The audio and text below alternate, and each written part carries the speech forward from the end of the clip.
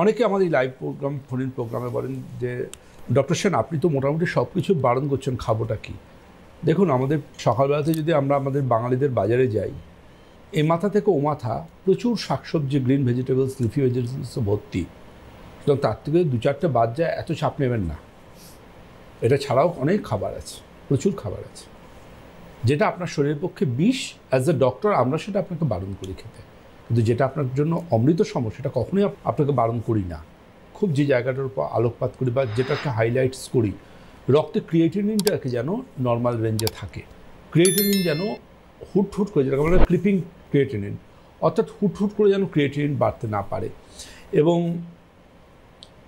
যদি মনে হয় যে কিডনির ড্যামেজ হওয়ার অন্যতম একটা primary symptom, that is proteinuria হওয়া, অর্থাৎ ইউরিনের সাথে প্রোটিন বেরোনো, যার লক্ষণ হচ্ছে প্রচুর ফেনা হবে টয়লেট করলে। আচ্ছা। এবং ফ্ল্যাশ করার পরও কমোডে সেই ফেনা অনেকটা রয়ে যাবে, যেতে চাইবে। এটা কিন্তু খুব বড় একটা গুরুত্বপূর্ণ পয়েন্ট।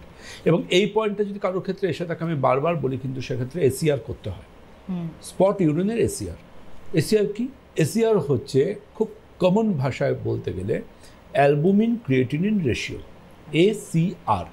এই এসিআরকে যদি আমরা মেনটেন করি, তার মধ্যে বুঝতে পারবো আমাদের পরীক্ষাটা করলে যে আমাদের টয়লেটের সাথে প্রোটিন কতটা বেরোচ্ছে বা না বেরোচ্ছে।